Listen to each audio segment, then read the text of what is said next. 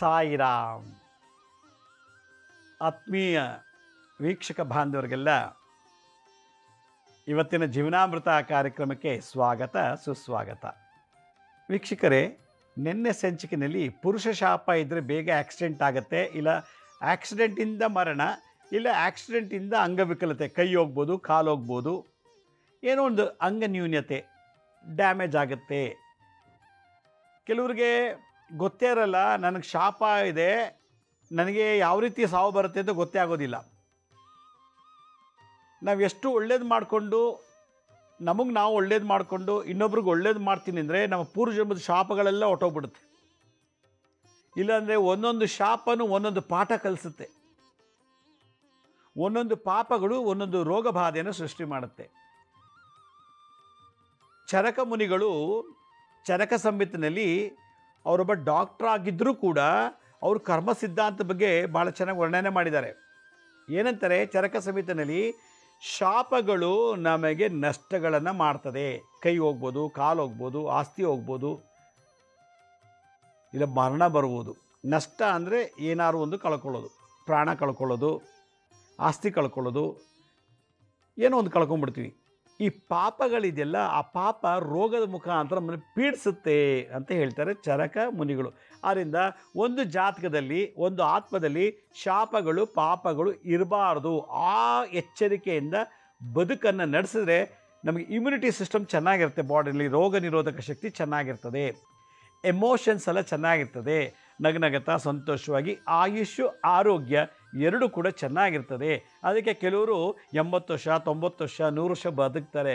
ಕಾರಣ ಬಾಲ್ಯಾವಸ್ಥೆಯಿಂದ ಅವರೆಲ್ರಿಗೂ ಒಳ್ಳೇದು ಮಾಡ್ತಾ ಇರ್ತಾರೆ, ತಮಗೆ ತಾವೇ ಒಳ್ಳೇದು ಮಾಡ್ತಾರೆ. ಇನ್ನೊಬ್ರು ಬೈಯಲ್ಲ, ಇನ್ನೊಬ್ಬರ ಬಗ್ಗೆ ಕೋಪ ಮಾಡ್ಕೊಳ್ಳಲ್ಲ, ಇನ್ನೊಬ್ರಿಗೆ ಏನು ತೊಂದರೆ ಕೊಡಲ್ಲ. ಅಂದರೆ ನಮ್ಗೆ ನಾವು ಒಳ್ಳೇದು ಮಾಡ್ಕೋತಾ ಇದ್ದೀವಿ ಅಂತ ಅರ್ಥ. ನಾವು ಇನ್ನೊಬ್ರಿಗಾಗಿ ತೊಂದರೆ ಕೊಡೋಕ್ಕೆ ಹುಟ್ಟಿದ್ದೀವಿ ಅಂತಂದರೆ ಮುಗೀತು ನಮ್ಮ ಕತೆ. ಎಷ್ಟೇ ಕೋಟಿ ಇದ್ದರೂ, ಎಷ್ಟೇ ರೂಪ ಇದ್ದರೂ, ಎಷ್ಟೇ ಯೌವನ ಇದ್ದರೂ, ಎಷ್ಟೇ ಓದಿದ್ರು, ಎಷ್ಟೇ ಜನ MLA MP prime minister CM president of India ಎಲ್ಲರೂ ಬೆಂಬಲ ಇದ್ದರೂ ಕೂಡ ನೇಚರ್ ಲಾ ಬುದ್ಧಿ ಕಲಿಸ್ಬಿಡುತ್ತೆ. ನಮ್ಮ ಹತ್ರ MLA MP Mantri CM PM president of India power ಇದೆ, ಇನ್ಫ್ಲುಯೆನ್ಸ್ ಇದೆ ಅಂತಾನೆ. ಆದರೆ ದೇವ್ರ ಇನ್ಫ್ಲುಯೆನ್ಸ್ ಇಲ್ಲಲ್ಲ ಅವ್ರಿಗೆ. ಯಾಕಂದರೆ CM PM ಎಲ್ರಿಗೂ ಸಾವಿದೆ. ನಮ್ಗೆ ಇಷ್ಟೆಲ್ಲ ಜನ ಬೆಂಬಲ ಇದೆ ಅಂತ ಕೊಚ್ಕೋತಾನೆ, ಆದರೆ ಅವನಿಗೆ ಜನಬಲ ಇದೆ, ದೈವ ಬಲ ಇಲ್ಲ. ಯಾವಾಗ ದೈವ ಬಲ ಇಲ್ಲ, ನೇಚರ್ ಲಾ ಪಾಠ ಕಲಿಸ್ಬಿಡ್ತದೆ. ಅದಕ್ಕೆ ಲಾ ಆಫ್ ನೇಚರ್ ಅಂತ ಒಂದು ಕರೀತಾರೆ. ಯಾರನ್ನಾದರೂ ನೀವು ಎಗೇನೆಸ್ಟ್ ಮಾಡ್ಕೊಳ್ಳಿ, ವಿರೋಧಿಸಿ, ನೇಚರ್ ಲಾನ ವಿರೋಧಿಸಬಾರ್ದು. ಅದೇ ಕಾಸ್ಮಿಕ್ ಎನರ್ಜಿ. ಈ ರೀತಿಯಲ್ಲಿ ನಾವು ಅರಿತು ಬಾಳಿದರೆ ಆಯುಷು ಆರೋಗ್ಯ ಪ್ರಾಪ್ತಿಯಾಗ್ತದೆ ಅಂತ ಚರಕ ಮುನಿಗಳು ಹೇಳ್ತಾರೆ. ಚರಕ ಇಸ್ ಅ ಗ್ರೇಟ್ ಫಿಸಿಷಿಯನ್. ಯಾಕೆ ಜನಗಳಿಗೆ ರೋಗ ಬರ್ತದೆ ಅಂತಂದರೆ, ನಿಮ್ಮ ಒಂದು ಶಾಪ ಪಾಪಗಳೇ ನಿಮ್ಮನ್ನು ನುಂಗ್ತಾ ಇದೆ. ನಾ ಚೆನ್ನಾಗಿ ನಿಮ್ಗೆಲ್ರಿಗೂ ಬೈದು ಬಿಟ್ಟರೆ ನಿಮ್ಗೇನೂ ಆಗಲ್ಲ. ಈ ಕಿವಿ ಆ ಕಿವಿ ಬಿಟ್ಬಿಡ್ತೀರಾ. ಬೈದು ನಾನಾದ್ರಿಂದ ಆ ಕರ್ಮಕ್ಕೆ ನಾನೇ ಗುರಿ ಆದ್ದರಿಂದ ನಾನು ಆ ಕರ್ಮನ ಅನುಭವಿಸ್ಲೇಬೇಕು. ಯಾಕೆ ಬೈದಿದ್ದೀನಲ್ಲ ನಾನು ನಿಮಗೆ, ಹೊಡೆದಿದ್ದೀನಲ್ಲ ನಾನು ನಿಮಗೆ ಹೊಡೆದ್ಬಿಟ್ಟೆ, ನೀವು ಅಯ್ಯೋ ಅಂದ್ರಿ, ಕಣ್ಣೀರು ಹಾಕಿದ್ರಿ, ಆ ಶಾಪ ನನಗೆ ಬಂತು. ಹೊಡೆದಾಕ್ಷಣಕ್ಕೆ ನಾನು ಕರೋಡ್ಪತಿ ಆಗಲಿಲ್ಲ, ನಿಮಗೆ ಚೆನ್ನಾಗಿ ಬೈದುಬಿಟ್ರೆ ನಾನು ಕೋಟ್ಯಾಂತರ ರೂಪಾಯಿ ಆಸ್ತಿ ಮಾಡಲಿಲ್ಲ. ಆ ಕರ್ಮ ನನಗೇ ಬರುತ್ತೆ, ನಾನೇ ಸಫರ್ ಪಡಬೇಕೇ ವಿನಃ ಇನ್ಯಾರು. ಅದಕ್ಕೆ ಲಾ ಆಫ್ ಅಟ್ರಾಕ್ಷನ್ ಅಂತ ಕರೀತಾರೆ. ವಾಪಸ್ ನನಗೆ ಅಟ್ರಾಕ್ಟ್ ಆಯಿತು. ಯಾವಾಗ ನಾನು ಇನ್ನೊಬ್ರಿಗೆ ತೊಂದರೆ ಕೊಟ್ಟನೋ, ಯಾವಾಗ ಇನ್ನೊಬ್ಬರಿಗೆ ನಾನು ಬೇಕು ಅಂತಲೇ ಉಪದ್ರವ ಮಾಡ್ತೀನೋ, ಅದರದ್ದು ವೈಬ್ರೇಷನ್ನು ನನ್ನನ್ನೇ ನುಂಗ್ತಾ ಇರ್ತದೆ. ನನಗೆ ಕಾಯಿಲೆ ರೂಪದಲ್ಲಿ ನಡೆಸ್ಬೋದು, ಆಕ್ಸಿಡೆಂಟ್ ಮಾಡಿ ಮೂಲೆ ಕೂರಿಸ್ಬೋದು, ಇಲ್ಲ ನಾನು ಬಸ್ಸು ಕಾರು ಸೈಟು ಮನೆ ವೈಟೂರು ಎಲ್ಲ ಕಳ್ಕೊಳ್ಳೋ ಮಾಡುತ್ತೆ. ಅವ್ರ ಮನಸ್ಸು ನೋಯಿಸೋದಕ್ಕೆ ಆ ವೈಬ್ರೇಷನ್ ನನ್ನೇ ಅಟ್ಯಾಕ್ ಮಾಡಿ, ಮಾಟ ಮಂತ್ರ ಮಾಡಿದ್ರೆ ಏನು ಪವರ್, ಅದು 100ರಷ್ಟು ಪವರ್ ನನ್ನ ವೈಬ್ರೇಷನ್ನೇ ನನ್ನನ್ನೇ ಹಾಳು ಮಾಡಿಬಿಡುತ್ತೆ. ಅದಕ್ಕೆ ಲಾ ಆಫ್ ವೈಬ್ರೇಷನ್ ಅಂತ ಹೇಳಿದ್ರು. ಕ್ವಾಂಟಮ್ ಥಿಯರಿ ತೊಗೊಂಡ್ರೆ ಅದೇ ವರ್ಕ್ ಮಾಡೋದೀಗ. ಕ್ವಾಂಟಮ್ ಥಿಯರಿಲಿ law of attraction, law of vibration ಇದೆ. ಅದಕ್ಕೆ ಪವಿತ್ರ ಆತ್ಮ ಅಂತ ಯಾವಾಗ ಕರೀತಾರೆ ಅಂದರೆ, ಯಾವ ಆತ್ಮದಲ್ಲಿ ಶಾಪಗಳಿಲ್ವೋ, ಯಾವ ಆತ್ಮದಲ್ಲಿ ಪಾಪಗಳಿಲ್ವೋ ಅಂಥವನಿಗೆ ಪವಿತ್ರ ಆತ್ಮ, ಅವನೇ ಬ್ರಾಹ್ಮಣ. ಅಂಥ ಬ್ರಾಹ್ಮಣನ ದರ್ಶನ, ಅಂಥ ಬ್ರಾಹ್ಮಣನಿಗೆ ಕೊಡೋ ದಾನ, ಅಂಥ ಬ್ರಾಹ್ಮಣನಿಗೆ ಮಾಡೋಂಥ ನಮಸ್ಕಾರ, ಅಂಥ ಬ್ರಾಹ್ಮಣ ಜೊತೆ ಸಂಭಾಷಣ ಮಾತಾಡೋದ್ರಿಂದ ಅಂಥ ಬ್ರಾಹ್ಮಣ ಆಶೀರ್ವಾದ ಜನ್ಮ ಜನ್ಮಾಂತರಿಗೂ ಕಾಪಾಡುತ್ತಂತೆ. ಅದಕ್ಕೆ ಪ್ರತಿಯೊಬ್ಬರು ಬ್ರಾಹ್ಮಣನಾಗಬೇಕು ಅಂತ ನನ್ನ ಆಸೆ. ಶಾಪಗ್ರಸ್ತ ಇರಬಾರ್ದು, ಶಾಪ ತಗೊಳ್ಬಾರ್ದು, ಪಾಪ ಕೃತ್ಯಗಳನ್ನು ಮಾಡಬಾರ್ದು. ಅಕಸ್ಮಾತ್ ಮಾಡೋದು ಕೂಡ ಟೈಮ್ ಟು ಟೈಮ್ ಅದನ್ನು ಕಳ್ಕೊಂಬಿಡ್ಬೇಕು, ಪ್ರಾಶ್ಚಿತ್ಯ ಮಾಡಿ. ಆಗ ನಿಮಗೆ ಆಯುಷ್ಯ ಆರೋಗ್ಯ ಬರ್ತದೆ. ಇದು ಚರಕ ಮುನಿಗಳು ಹೇಳಿರೋದು. ನೋಡಿ, ಎಮೋಷನಲ್ ಕೋಶನ್ ಬಗ್ಗೆ ಎಷ್ಟು ಚೆನ್ನಾಗಿ ಮಾತಾಡ್ತಾರೆ. ಸುಮಾರು ಒಂದು 20 ಶ್ಲೋಕ ವರ್ಣನೆ ಮಾಡಿದರೆ ಚರಕ ಮುನಿಗಳು ಯಾಕೆ ಕಾಯಿಲೆ ನರಳುತ್ತಾರೆ, ಅವ್ರು ಮಾಡೋ ಪಾಪದಿಂದ ಕಾಯಿಲೆ ಬಂತು, ಯಾಕೆ ಎಷ್ಟೇ ಔಷಧಿ ಕೊಟ್ಟರೂ ಕೂಡ ಗುಣ ಆಗ್ತಿಲ್ಲ ಅಂದರೆ ಆ ಶಾಪ ಇರೋದ್ರಿಂದ ಹೋಮಿಯೋಪತಿ, ಅಲೋಪತಿ, ಯುನಾನಿ, ಆಯುರ್ವೇದ, ಮನೆಮದ್ದು, ನಾಟಿ ಔಷಧಿ ಯಾವುದು ಮೈ ಎತ್ತುತ್ತಾ ಇಲ್ಲ. ಯಾಕಂದರೆ ಶಾಪ ಇದೆಯಲ್ಲ, ಆ ಶಾಪ ಅನುಭವಿಸಕ್ಕೆ ಬೇಕೇ ವಿನ ಔಷಧಿ ಕ್ಯೂರ್ ಮಾಡೋಕ್ಕಾಗಲ್ಲ ಅಂತ ಚರಕ ಮುನಿಗಳು ಡಿಕ್ಲೇರ್ ಮಾಡಿಬಿಟ್ಟಿದ್ದಾರೆ. ಎಂಥ ಗ್ರೇಟ್ ಸೈಂಟಿಸ್ಟ್ ನೋಡಿ. ಅವರು ಬೇಸಿಕಲಿ ಡಾಕ್ಟ್ರು ಚರಕ ಮುನಿಗಳು. ಆದರೆ ಅವರು ಕರ್ಮ ಸಿದ್ಧಾಂತದ ಬಗ್ಗೆ ಎಷ್ಟು ಚೆನ್ನಾಗಿ ಮಾತಾಡ್ತಾರೆ. ಅವರು ಅಂಥ ಗ್ರೇಟ್ ಡಾಕ್ಟ್ರು, ಸೈಂಟಿಸ್ಟು, ಚರಕ ಮುನಿಗಳು ಒಂದು ಒಳ್ಳೆ ಮೆಸೇಜ್ ಕೊಟ್ಟಿದ್ದಾರೆ. ಇದನ್ನು ಓದಲ್ಲ, ತಿಳ್ಕೊಳ್ಳಲ್ಲ, ಜೀವನದಲ್ಲಿ ಒಂದು ತುತ್ತು ಅನ್ನಕ್ಕೆ, ಒಂದು ತುಂಡು ಬಟ್ಟೆಗೆ, ಒಂದಡಿ ಜಾಗಕ್ಕೆ ಏನೆಲ್ಲ ಹೋರಾಟ ಮಾಡ್ತೀವಿ ನಾವು. ಆದ್ದರಿಂದ ಶಾಪ ಇರಬಾರ್ದು ಜಾತಕದಲ್ಲಿ. ನನ್ನ ಹತ್ರ ಶಾಪ ಇತ್ತು ಅಂದರೆ ನಾನು ಅದನ್ನು ಕಳ್ಕೊಳ್ಳಿಲ್ಲ ಅಂದರೆ ನಾನು ಸತ್ತ ಮೇಲೆ ಆ ಶಾಪ ಕಳ್ಕೊಳ್ಳೋದು ಸತ್ತೋಗಿರ್ತೀನಿ. ಆ ಶಾಪ ನನ್ನ ಮಕ್ಕಳು ಮೊಮ್ಮಕ್ಕಳು ಕೊಟ್ಟೋಗುತ್ತೆ. ಅವ್ರಿಗೆ ಗೊತ್ತೇ ಇಲ್ಲ ನಮ್ಮ ಅಪ್ಪನಿಗೆ ಏನು ಶಾಪ ಇದೆ ಅಂತ. ಅವನ್ನೆಲ್ಲ ಮಾಡ್ತಾನೆ, ಏಳಿಗೆ ಆಗ್ತಿಲ್ಲ. ಯಾಕಂದರೆ ಅಪ್ಪ ಕಳ್ಕೊಳ್ಳದೆ ಸತ್ತೋಗ್ಬಿಟ್ಟಿದ್ದ. ಅಪ್ಪ ಆ ಶಾಪಕ್ಕೆ ಪರಿಹಾರನೇ ಮಾಡ್ಕೊಂಡಿಲ್ಲ, ಪ್ರಾಶ್ಚಿತ್ಯನೇ ಮಾಡ್ಕೊಂಡಿಲ್ಲ, ಸತ್ತೋಗ್ಬಿಡ್ತಾನೆ. ಆಗೇನಾಗುತ್ತೆ, ಆ ಅಪ್ಪನ ಆಸ್ತಿ ನನಗೆ ಬೇಕು, ಅಪ್ಪನ ಕಾರ್ ಬೇಕು, ಅಪ್ಪನ ಮನೆ ಬೇಕು. ಅದು ಅಪ್ಪನಿರೋ ಶಾಪ ನಾವು ಡಿವೈಡ್ ಮಾಡ್ಕೊಳ್ಳಲ್ಲ, ಆದರೆ ಭಗವಂತ ಡಿವೈಡ್ ಮಾಡಿಕೊಟ್ಬಿಡ್ತಾನೆ. ಎಲ್ಲ ಆಸ್ತಿಗೂ ಕೋರ್ಟಲ್ಲಿ ಹೋಗಿ ನಾವು ಜಡ್ಜ್ ಹತ್ರ ಹೋಗಿ ಕೇಳಿ ಜಡ್ಜ್ಮೆಂಟ್ ತೊಗೋಬೋದು.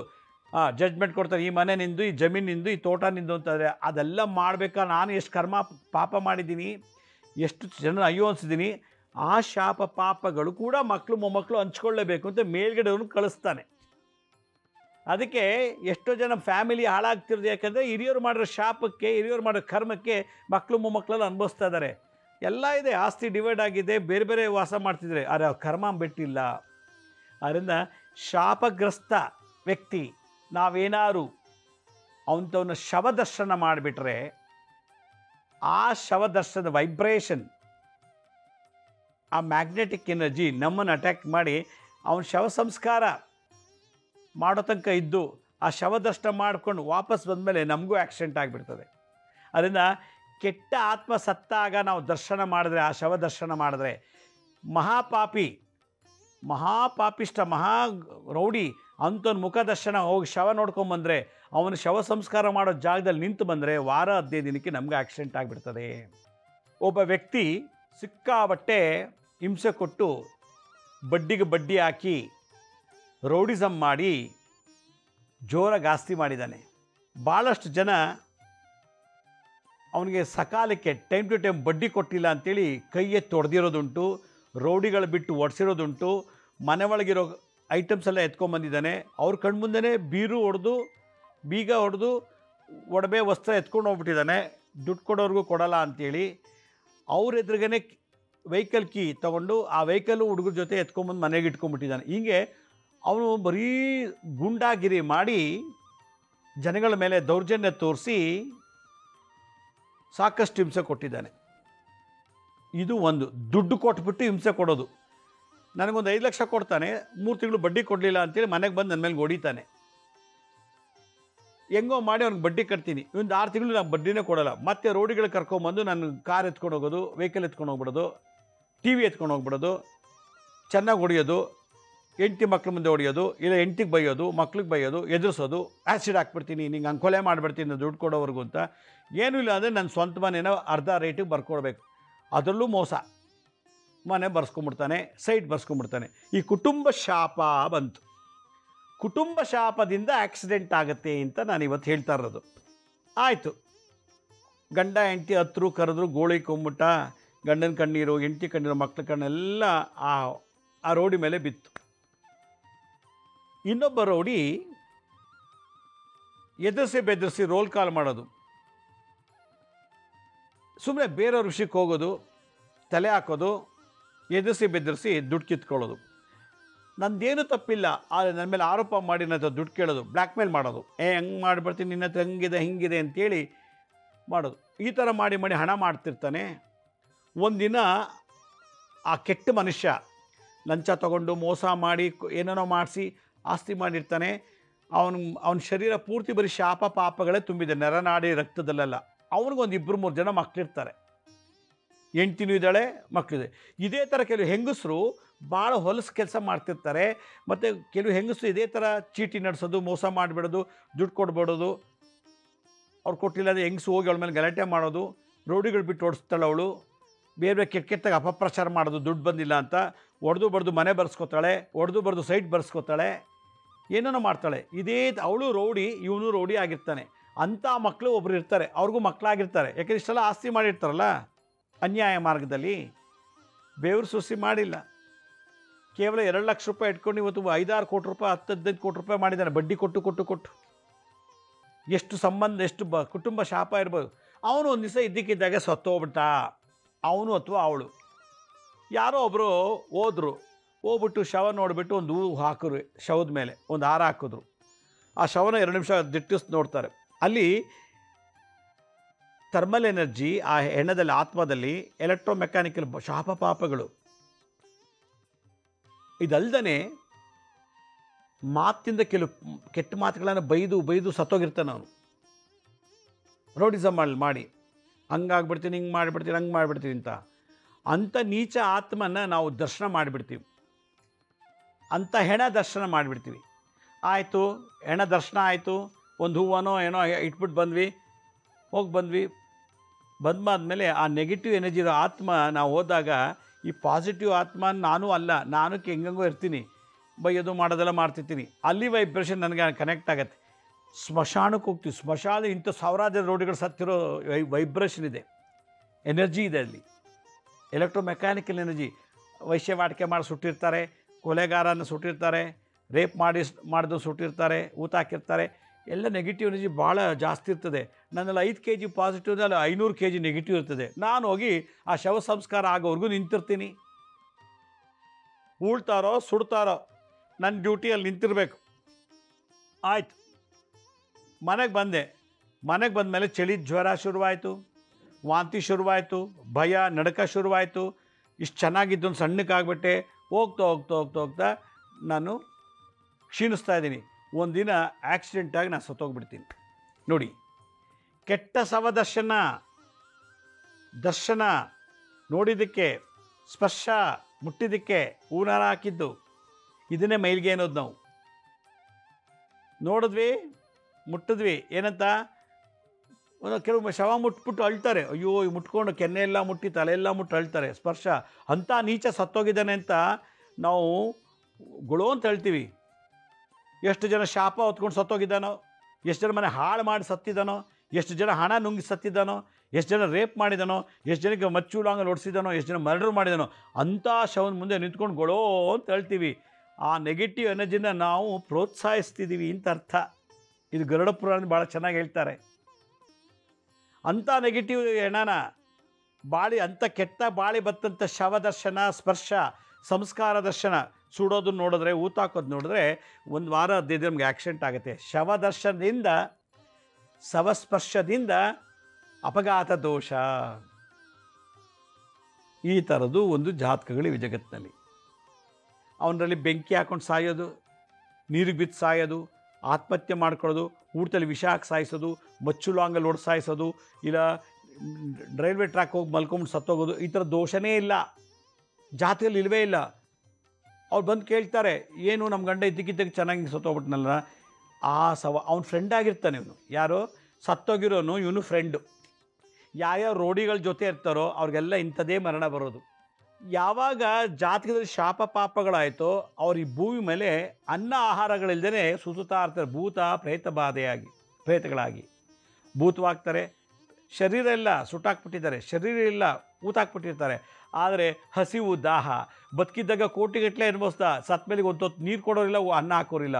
ಆ ಆತ್ಮ ಓಡಾಡ್ತಿರ್ತದೆ. ಆ ಆತ್ಮ ಯಾರ್ಯಾರಿತ್ತೋ ಅವ್ರಿಗೆಲ್ಲ ಆಕ್ಸಿಡೆಂಟ್ಸ್ ಮಾಡಿಸಿ ಆ ರಕ್ತ ಸ್ವಾಹ ಮಾಡ್ತದಂತೆ.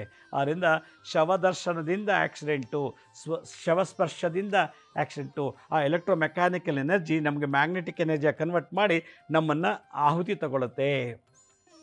ಇದು ಒಂದು ದೋಷ ನೋಡಿ. ಇದೇ ಧರ್ಮ ಸಿಂಧುನಲ್ಲಿ ಹೇಳೋದು. ಈ ಸೂಕ್ಷ್ಮತೆ ನಿಮ್ಗೆ ಯಾರಿಗೂ ಗೊತ್ತಿಲ್ಲ. ಅದರಿಂದ ಎಲ್ಲರೂ ಶವದರ್ಶನ ಮಾಡೋಕ್ಕೆ ಹೋಗಬಾರ್ದಂತೆ. ಪವಿತ್ರಾತ್ಮ, ಜಗತ್ತಿಗೆ ಒಳ್ಳೆ ಮಾಡುವಂಥ ಆತ್ಮ ದರ್ಶನ ಮಾಡಿದ್ರೆ ನಿಮಗೂ ಮೋಕ್ಷ ಪ್ರಾಪ್ತಿ ಆಗ್ತದಂತೆ. ಹುಟ್ಟುವಾಗ ನೋಡಲಿಲ್ಲ, ಹುಟ್ಟಿದಾಗ ಜನನ ಕಾಲದಲ್ಲೂ ನೋಡಲಿಲ್ಲ, ಆದರೆ ಒಬ್ಬ ವ್ಯಕ್ತಿ ಜಗತ್ತಿಗೆ ಒಳ್ಳೇದು ಮಾಡಿ ಸತ್ತಾಗ ಅವನ ಸ್ಪರ್ಶ, ಅವನ ದರ್ಶನ ಮಾಡೋದ್ರಿಂದ ಅವನು ಸತ್ರು ಕೂಡ ಅವನ ಆತ್ಮ ನಮ್ಗೆ ಆಶೀರ್ವಾದ ಮಾಡ್ತದಂತೆ. ನನ್ನ ಹೆಣ ನೋಡೋಕ್ಕೆ ಬಂದಿದ್ದ, ನನ್ನ ಶವ ನೋಡೋಕ್ಕೆ ಬಂದಿದ್ದ, ಅಂತಿಮ ಯಾತ್ರೆ ನನ್ನ ಹತ್ರ ಬಂದಿದ್ದ ಅಂತೇಳಿ. ಆಗ ನಮ್ಮ ಮಗುಗೂ ಒಳ್ಳೆಯ ಶ್ರೇಯಸ್ಸು, ಯಶಸ್ಸು ಆಗುತ್ತದೆ ಅಂತ ಗರುಡ ಪುರಾಣದಲ್ಲಿ ಭಗವಾನ್ ಗರುಡರು, ವಿಷ್ಣು ಗರುಡರಿಗೆ ಉಪದೇಶ ಮಾಡ್ತಾರೆ. ಇಂಥ ಸೂಕ್ಷ್ಮವಾದ ವಿಚಾರ. ಆದ್ದರಿಂದ ಇಂಥ ಕೆಟ್ಟ ಹೆಣಗಳ ಸಹವಾಸ, ಕೆಟ್ಟ ಹೆಣ ಶವಗಳ ದರ್ಶನ ಮಾಡೋದ್ರಿಂದ ನಮಗೆ ಭಾಳಷ್ಟು ತೊಂದರೆಗಳು. ಬೀದಿಲೋಗೋ ಮಾರಿ ನಾವೇ ಒಳಗೆ ಎಳ್ಕೊಂಡಂಗಾಗತ್ತೆ. ಆದ್ದರಿಂದ ಶವಗಳಲ್ಲೂ ಕೂಡ ಕೆಟ್ಟು ನೆಗೆಟಿವ್ ಇನ್ನೂ ಇರ್ತದೆ. ವೈಕುಂಠ ಸಮಾರಾಧನೆ ಆಗೋವರೆಗೂ, ಅವ್ರಿಗೆ ರೀಬರ್ತ್ ಆಗೋವರೆಗೂ. ಮನೇಲಿ ಒಬ್ಬಳು ಗರ್ಭಿಣಿ ಸ್ತ್ರೀ ಇದ್ಲು, 3 ತಿಂಗಳು 4 ತಿಂಗಳು ಗರ್ಭಿಣಿ ಆಗಿದ್ಲು. ಅವ್ರ ಮಾವ ಸತ್ತೋಗ್ಬಿಟ್ಟ. ಅವ್ರ ಮಾವ ದೊಡ್ಡ ರೌಡಿ, ಬರೀ ಲಂಚ, ಮೋಸ, ವಂಚನೆ, ಬರೀ ರೌಡಿಸಮ್ನ ಕಾಲ ಕಳ್ಕೊಂಡು ಕೋಟ್ಯಾಂತರ ರೂಪಾಯಿ ಆಸ್ತಿ ಮಾಡಿದ್ದಾನೆ. ಸತ್ತೋಗ್ಬಿಟ್ಟ. ಅವನಿಗೆ 3-4 ತಿಂಗಳಾದರೂ ಅವನಿಗೆ ಇನ್ನೂ ಸದ್ಗತಿ ಸಿಕ್ಕಿಲ್ಲ, ರೀಬರ್ತಾಗಿಲ್ಲ. ಕೊನೆಗೆ ಏನೇ ಆತ್ಮ ಏನು ಮಾಡ್ತು, ತನ್ನ ಸೊಸೆ ಹೊಟ್ಟೆಯೊಳಗೆ ಸೇರ್ಕೊಂಡ್ಬಿಟ್ಟುತ್ತೆ. ಅದೇ ವ್ಯಕ್ತಿ ರೀಬರ್ತಾದ ಮನೇಲಿ ನೋಡಿ. ಇದು ಒಂದು ಪವಾಡ, ಇದೊಂಥರ ಲೀಲೆ. ನೋಡಿದ್ರೆ ಆ ಮಗು ಹುಟ್ಟಿದ ಮೇಲೆ ಡಿಟ್ಟೋ ಅವ್ರ ತಾತನ ಥರನೇ ಕೂದಲು, ಮೂಗು, ಕಣ್ಣು, ಕೂರೋದು, ನಿಲ್ಲೋದು ಸ್ಟೈಲ್ ಎಲ್ಲ ಅದೇ ಸ್ಟೈಲ್ ಆ ತಾತನ ಥರನೇ ಇದೆ. ಮತ್ತೆ ಆ ಕರ್ಮ, ಆ ದೋಷ ಆ ವಂಶದಲ್ಲಿ ಮತ್ತೆ ರಿಪೀಟ್ ಆಗಿಬಿಡ್ತು. ನೋಡಿ ಹೆಂಗಿದೆ ಇದು. ಎಂಥ ಕೆಟ್ಟ ಆತ್ಮ ಸತ್ತಿತ್ತು, ಅದೇ ಕೆಟ್ಟ ಆತ್ಮ ಮತ್ತೆ ಕಂಟಿನ್ಯೂ ಆಗ್ತಾಯಿದೆ. ಅಂಥ ಮನೇಲಿ ಬುದ್ಧ ಓಡೋದಿಲ್ಲ, ರಾಮ ಓಡೋದಿಲ್ಲ, ಕೃಷ್ಣ ಓಡೋದಿಲ್ಲ, ದೊಡ್ಡ ದೊಡ್ಡ ಅವಧೂತ ಪರಮಹಂಸರು, ಜಗತ್ ವಿಖ್ಯಾತರಾಗುವಂಥ ವ್ಯಕ್ತಿ ಆತ್ಮ ಅಲ್ಲಿ ಓಡೋದಿಲ್ಲ. ನೋಡಿ ಎಂಥ ಕೆಲಸ, ಎಂಥ ದೊಡ್ಡ ದುರಂತ ಇದು. ಅದಕ್ಕೆ ನಾವೇನು ಮಾಡಬೇಕು? ಗರ್ಭಿಣಿ ಸ್ತ್ರೀ ಸ್ಮಶಾನಕ್ಕೆ ಹೋಗಬಾರ್ದು ಅಂತ ಯಾಕೆ ಹೇಳ್ತಾರೆ? ಈ ದೋಷಕ್ಕೇ. ಯಾವಾಗ ನಾವು ಈ ಥರ ಕೆಟ್ಟ ಮನುಷ್ಯನ ಶವದರ್ಶನ ಮಾಡ್ತೀವೋ, ಜನರನ್ನು ನೊಂದು ಬೆನ್ಸಿ ಗೋಳಿಕೊಂಡು ಸತ್ತೋಗಿರಂಥ ಆತ್ಮದರ್ಶನ ಮಾಡಬಾರ್ದು. ಒಂದು ಶವ ದರ್ಶನ ಶವ ಹೊತ್ಕೊಂಡು ಹೋಗ್ತಿದ್ರೆ ಬಾಗ್ಲಾಕ್ಬೇಕಂತೆ, ಮುಚ್ಚಿಬಿಡು, ಅವ್ರ ದರ್ಶನ ನೋಡಬಾರ್ದಂತೆ. ಇದು ಒಂದು, ಯಾಕೆಂದರೆ ಆ ಮ್ಯಾಗ್ನೆಟಿಕ್ ಎನರ್ಜಿ ನಮ್ಗೆ ಕನೆಕ್ಟ್ ಅಂಟ್ಕೋಬಾರ್ದು ಅಂತೇಳಿ. ಅಪ್ಪಿತಪ್ಪಿ ನೋಡಿಬಿಡ್ತೀವಿ, ಅಪ್ಪಿತಪ್ಪಿ ಶವ ಸಂಸ್ಕಾರ ನೋಡಿಬಿಡ್ತೀವಿ, ಅಪ್ಪಿತಪ್ಪಿ ಅವ್ರ ಮನೆಗೆ ಹೋಗಿ ಶವ ದರ್ಶನ ಮಾಡಿಬಿಟ್ಟಿರ್ತೀವಿ. ಏನು ಮಾಡಬೇಕು? ಮನೆಗೆ ಬಂದ ತಕ್ಷಣ 3 ಚೊಂಬು ಅಥವಾ 3 ಲೋಟದಲ್ಲಿ ನೀರಿಟ್ಕೋಬೇಕು. 3 ಚೊಂಬು ಅಥವಾ ಲೋಟ, 3 ಪಾತ್ರೆಗಳಲ್ಲಿ ನೀರು ತುಂಬಿಟ್ಟು ಓಂ, ಒಂದು ಚೊಂಬಿಗೆ ಓಂ ಬ್ರೀಂ ಗಂಗಾಯೈ, ಒಂದು ಚೊಂಬಲ್ಲಿ ಬ್ರೀಂ ಗಂಗಾಯೈ. ಬ್ರೀಂ ಅಂತಂದರೆ ದುಷ್ಟ ಚಟಗಳಿಂದ, ದುಷ್ಟ ಭಾವನೆಗಳಿಂದ, ದುಷ್ಟ ಕರ್ಮಗಳಿಂದ ಮಾಡಿರುವಂಥ ದೋಷವನ್ನು ಮ್ರೀಂ, ಮ್ರೀಂ ಅಂತ ಹೇಳುತ್ತೆ. ಅದು ತೆಗೀತೆ ಆ ಬೀಜಾಕ್ಷರ. ಓಂ ಬ್ರೀಂ ಗಂಗಾಯೈ ನಮಃ. ಒಂದು ಚೊಂಬಲ್ಲಿ ಒಂದು 15-20 ನಿಮಿಷ ಮಂತ್ರ ಹೇಳಬೇಕು. ಓಂ ಬ್ರೀಂ ಗಂಗಾಯೈ ನಮಃ. ಇನ್ನೊಂದು ವಿಶ್ವತೋ ಮುಖೈ, ವಿಶ್ವತೋ ಮುಖೈ. ಈ ವಿಶ್ವದಲ್ಲಿ ಹಲವಾರು ರೀತಿ ಕೆಟ್ಟದ್ದು ಒಳ್ಳೆಯದನ್ನು ಮಾಡಿ ಸತ್ತಿರುವಂಥ ದರ್ಶನ ನಾನು ಮಾಡಿದ್ದೀನಿ. ಆ ವೈಬ್ರೇಷನ್ ನನಗೀಗ ಬಂದಿದೆ. ಸ್ಮಶಾನಕ್ಕೆ ಕಾಲಿಟ್ಟಿದೆ, ಅವ್ರ ಮನೆಗೆ ಶವ ದರ್ಶನ ಮಾಡೋಕ್ಕೆ ಹೋಗಿದ್ದೆ. ವಿಶ್ವತೋ ಮುಖೈ ಶಿವಾಮೃತಾಯೈ. 2ನೇ ಚೊಂಬು, 2ನೇ ಚೊಂಬಿಗೆ ಶಿವಾಮೃತಾಯೈ. ಶಿವ ಅಂದರೆ ಕೆಟ್ಟದ್ದನ್ನು ನಾಶ ಮಾಡೋವನು ಶಿವ. ಅಂಥದ್ದನ್ನು ಮಾಡಿ ನಮ್ಮನಿಗೆ ಶಿವ ಸಾನ್ನಿಧ್ಯ ಕೊಡೋರಿಗೆ ಶಿವಾಮೃತಾಯೈ ಅಂತ 2ನೇ. ಓಂ ಶಿವಾಮೃತಾಯೈ, ಶಿವಾಮೃತಾಯೈ, ಶಿವಾಮೃತಾಯೈ 2ನೇ ಕಳಸ ಮುಟ್ಟಬೇಕು. 3ನೇದು ಕೈ ಇಟ್ಬಿಟ್ಟು ನಾರಾಯಣಾಯೈ ನಮೋ ನಮಃ, ನಾರಾಯಣಾಯೈ ನಮೋ ನಮಃ. ನನ್ನನ್ನು ಬದುಕಿರೋಗೂ ಒಳ್ಳೆ ಸದ್ಭಕ್ತಿಲಿ ಪಾಲನೆ ನಾರಾಯಣ ಪಾಲನೆ ಮಾಡ್ತಾನೆ. ಶಿವ ಅಂಥ ದರ್ಶನ ಮಾಡಿರೋಂಥ ಹೆಣ ಅಂಥದ್ದು ಸ್ಪರ್ಶ ಮಾಡೋದ್ರಿಂದ ಶಿವಾಮೃತ್ಯಾಯೈ, ಅಂದರೆ ಆಕ್ಸಿಡೆಂಟ್ ಆಗದೇ ಇರಲಿ ಅಥವಾ ನನಗೂ ಆ ಥರ ಸಾವು ಬರದೇ ಇರಲಿ, ಏನೋ ಒಟ್ಟಲ್ಲಿ ನನಗೆ ಒಳ್ಳೆ ಸಾವು ಬರಬೇಕು ಅಂತ ಶಿವಾಮೃತಾಯೈ, ಶಿವ ಅಮೃತಾಯೈ ಅಂತ. ಓಂ ಬ್ರೀಂ ಗಂಗಾಯೈ ವಿಶ್ವತೋಮುಖೈ ಶಿವಾಮೃತಾಯೈ ನಾರಾಯಣಾಯೈ ನಮೋ ನಮಃ ಅಂಥೇಳಿ ಆ 3 ಕಳಶವನ್ನು ಇಟ್ಟು ಸ್ಪರ್ಶ ಮಾಡಬೇಕು. ಆ ನೀರಿಗೆ ಈ ಎಲೆಕ್ಟ್ರಿಕಲ್ ಎನರ್ಜಿ, ಎಲೆಕ್ಟ್ರೋಮೆಕ್ಯಾನಿಕಲ್ ಎನರ್ಜಿ ಮತ್ತು ಕೆಮಿಕಲ್ ಮತ್ತು ಮ್ಯಾಗ್ನೆಟಿಕ್ ಎನರ್ಜಿನ ಆ 3 ನೀರಿಗೆ, ವಾಟರ್ ಅಯಾನ್ಸ್ಗೆ H2O, ಆ ಹೈಡ್ರೋಜನ್ ಅಯಾನ್ಸು ಮತ್ತು ಆಕ್ಸಿಜನ್ ಅಯಾನ್ಸ್ಗೆ ಮಾಡಿ ಆ ನೀರು ಎರಡೂ ಮಿಕ್ಸ್ ಮಾಡಿ, 3 ಮಿಕ್ಸ್ ಮಾಡಿ ಆ ದರ್ಶನ ಆದ ತಕ್ಷಣ ತಲೆಗೆ ಸ್ನಾನ ಮಾಡಬೇಕಂತೆ. ಗಂಗಾ, ಯಮುನಾ, ಸರಸ್ವತಿಗಿಂತಲೂ ಏನು ಮಾಡಿದ್ರೆ ಏನು ಆ ವೈರಸ್ಸು ಸ್ಮಶಾನಕ್ಕೆ ಹೋಗಿದ್ದರೆ ರಾಹು, ಅಥವಾ ಶವ ಮುಟ್ಟಿ ತಪ್ಕೊಂಡು ಹತ್ತು ಕರೆದು ಅದೆಲ್ಲ ಮುಟ್ಟಿದ್ರೆ ಕೇತು. ಅಂದರೆ ರಾಹು ವೈರಸ್ಸು, ಕೇತು ಬ್ಯಾಕ್ಟೀರಿಯಾ. ಈ ವೈರಸ್ಸು ಮತ್ತು ಬ್ಯಾಕ್ಟೀರಿಯಾದಿಂದ ಬಂದಂಥದ್ದನ್ನು H2O, ಹೈಡ್ರೋಜನ್ ಮತ್ತು ಆಕ್ಸಿಜನ್ ಅಯಾನ್ಸು ತೆಗೆದು ನಮ್ಮನ್ನು ರಿಫ್ರೆಶ್ ಮಾಡಿ ಅದಕ್ಕೆ ಅಲ್ಲೋಗಿ ಬಂದಿದ್ದಂಥ ದೋಷ ನಿವಾರಣೆ ಮಾಡುತ್ತಂತೆ. ಓಂ ಬ್ರೀಂ ಗಂಗಾಯೈ ವಿಶ್ವತೋಮುಖೈ ಅಂಥದ್ದು ಏನೇನೋ ನೋಡಿರೋಂಥದ್ದು, ಕೆಟ್ಟ ಶವದರ್ಶನ ಮಾಡಿದ್ದು. ಶಿವಾಮೃತಾಯೈ ನಾರಾಯಣಾಯೈ ನಮೋ ನಮಃ ಅಂತೇಳಿ ಶಿವ, ಬ್ರಹ್ಮ ಮತ್ತು ವಿಷ್ಣು ಈ 3 ಸೇರಿಸೋ ಜಲನ ಮಂತ್ರಿಸಿರೋದನ್ನ ಯಾರ್ಯಾರು ಹೋಗಿದ್ರೋ ಅವರೆಲ್ಲ ಸ್ನಾನ ಮಾಡಬೇಕು. ಒಬ್ಬ ಕೆಮ್ಮು ಬರ್ತಿದ್ರೆ ಪಕ್ಕ ಕೂತು ನನಗೂ ಕೆಮ್ಮು ಬರುತ್ತೆ, ಒಬ್ಬ ಜ್ವರದಿಂದ ನಡ್ತಿರೋ ಅವ್ನ ಪಕ್ಕ ಕೂತು ನನಗೂ ಬರುತ್ತೆ, ಏಡ್ಸು ಬರುತ್ತೆ, ಕ್ಷಯರೋಗ, ಅಂಟ್ಕೊಳ್ಳೋ ರೋಗ, ಇವೆಲ್ಲ ಅಂಟು ರೋಗಗಳು. ಹಾಗೆ ಆ ಜಾತಕದಲ್ಲಿ ಇದ್ದಂಥ ಅಂಟು ಕೆಟ್ಟ ಶಾಪ ಪಾಪಗಳು ನಮ್ಮನ್ನೂ ಅಂಟ್ಕೊಂಡ್ಬಿಡುತ್ತೆ ಶವ ದರ್ಶನ ಮಾಡಿದಾಗ, ಮುಟ್ಟಾಗ. ಅದರಿಂದ ಈ 3 ನೀರಿನಿಂದ ನಾವು ಸ್ನಾನ ಮಾಡಿದ್ರೆ, ಶವ ದರ್ಶನದಿಂದ, ಶವ ಸಂಸ್ಕಾರ ನೋಡೋದ್ರಿಂದ, ಶವ ಸಂಸ್ಕಾರದಲ್ಲಿ ಭಾಗವಹಿಸಿದರೆ ಅದಾದ ನಂತರ ನಮಗೆ ಬರೋ ಅಪಘಾತ ಮೃತ್ಯು ದೋಷವನ್ನು ಈ ತಂತ್ರದಿಂದ, ಅದಕ್ಕೆ ಜಲ ತಂತ್ರ ಇದು. ಇದಕ್ಕೆ ನಮ್ಗೆ ಹೆಂಗೆ ಅಂದರೆ ಅದಕ್ಕೆ ಸಂಬಂಧಪಟ್ಟಂಥ ಅಪ್ಸರೆ ಇದ್ದಾಳಂತೆ. 360 ಕೋಟಿ ದೇವತೆಗಳು ಅಪ್ಸರೆ ಒಬ್ಳು. ಆಪ ಅಂದರೆ ನೀರು, ಸರೆ ಅಂತಂದರೆ ಎಸೆನ್ಸ್ ಅಂತ. ಎಸೆನ್ಸ್ ಅಂತಂದರೆ ಸಾರ. ಆ ಶವದಲ್ಲಿರುವಂಥ ಸಾರ ನಮ್ಗೆ ಕಳಿಸ್ಬಿಡ್ತಾಳಂತೆ ಗಾಳಿಯಿಂದ, ಆಕ್ಸಿಜನು, H2O, ಹೈಡ್ರೋಜನ್ ಸ್ಪರ್ಶದಿಂದ. ಅದರಿಂದ ಒಬ್ರಿಗೊಬ್ರಿಗೆ ಜ್ವರ ಬರೋದು, ಕೆಮ್ಮು ಬರೋದು, ಕಾಯಿಲೆ ಅಂಟ್ಕೊಳ್ಳೋದು ಒಬ್ರಿಗೊಬ್ರಿಗೆ. ವೈರಸ್ಸು ಹೆಂಗೆ ಕೊರೋನಾ ಹೆಂಗೆ ಅಂಟ್ಕೊಂಡ್ಬಿಡುತ್ತೆ ನೋಡಿ, ರಾಹು ಕೇತು ದೋಷದಿಂದ. Rahu bacteria, Ketu bacteria, Rahu virus. ಹಾಗೆ ಈ ದರ್ಶನ ಸ್ಪರ್ಶದಿಂದ ಮನುಷ್ಯನಿಗೆ ಅಪಘಾತ ಮೃತ್ಯು ದೋಷ ಬರ್ತದಂತೆ. ಅದಾಗಬಾರ್ದು ಅಂದರೆ ಇದು ಮಾಡಬೇಕು ಅಂತ ಹೇಳಿ ಇದು ಗರುಡ ಪುರಾಣದ ಉಲ್ಲೇಖನ ಮಾಡ್ತಾರೆ. ವೀಕ್ಷಕರೇ, ನಮ್ಮ ಹಳೆ ಸಂಚಿಕೆ ಯಾರು ನೋಡೋಕ್ಕಾಗಿಲ್ಲೋ, ನಮ್ಮ ಶಿರಡಿ ಸಾಯಿ ಭಿಕ್ಷಾ ಕೇಂದ್ರ ಮತ್ತು ಹೆಲ್ತ್ ಸೈನ್ಸ್ ಅಂತ 2 ಯೂಟ್ಯೂಬ್ ಚಾನಲ್ ಇದೆ. ಇದ್ರ ಜೊತೆಗೆ SSBK ಜ್ಞಾನೋದಯ ಅಂತ ಒಂದು ಮ್ಯೂಸಿಕ್ ಚಾನಲ್ ಇದೆ. 3ಕ್ಕೂ ಸಬ್ಸ್ಕ್ರೈಬ್ ಮಾಡ್ಕೊಳ್ಳಿ. ಪಕ್ಕದ ಬೆಲ್ ಬಟನ್ ಪ್ರೆಸ್ ಮಾಡಿ, ನೋಡಾದ್ಮೇಲೆ ಲೈಕನ್ನು ಬಟನ್ ಪ್ರೆಸ್ ಮಾಡಿ. ಆಮೇಲೆ ಆ ನೋಡೋಂಥ ಲಿಂಕನ್ನು ನಿಮ್ಮ ಬಂಧು ಮಿತ್ರರಿಗೆ ವಾಟ್ಸಪ್ ಮುಖಾಂತರ, ಇಮೇಲ್ ಮುಖಾಂತರ ಶೇರ್ ಮಾಡಿ. ಗುರುಜಿ ಲಕ್ಷ್ಮೀ ಶ್ರೀನಿವಾಸ್ ಅಂತೇಳಿ ಫೇಸ್ಬುಕ್, ಇನ್ಸ್ಟಾಗ್ರಾಮು, ಟ್ವಿಟ್ಟರು, ಲಿಂಕ್ಡ್ಇನ್ನಲ್ಲಿ ಕೂಡ ನಾವು ಟೈಮ್ ಟು ಟೈಮ್ ಅಪ್ಲೋಡ್ ಮಾಡ್ತೀವಿ. ಅಪಾಯಿಂಟ್ಮೆಂಟ್ಸ್ ಬೇಕಿದ್ದರು www.lakshmisrinivas.in ಅಂತ ನೀವೇ ಲಾಗಿನ್ ಆಗಿ ಯಾವ ಡೇಟ್ ಯಾವ ಟೈಮ್ಗೆ ಅಪಾಯಿಂಟ್ಮೆಂಟ್ ಬುಕ್ ಮಾಡ್ಕೋಬೋದು ಅಂತ ಹೇಳ್ತಾ ಇವತ್ತಿನ ಸಂಚಿಕೆಯನ್ನು ಮುಗಿಸ್ತಾ ಇದ್ದೀನಿ. ಇದೇ ರೀತಿ ನಾಳಿನ ಸಂಚಿಕೆಯಲ್ಲಿ ಮತ್ತೊಂದು ವಿಶೇಷವಾದಂಥ ಮಾಹಿತಿಯೊಂದಿಗೆ ತಮ್ಮನ್ನು ಭೇಟಿ ಮಾಡ್ತೀನಿ. ಅಲ್ಲಿವರೆಗೂ ನನ್ನ ನಮಸ್ಕಾರ. ಸಾಯಿರಾಮ್.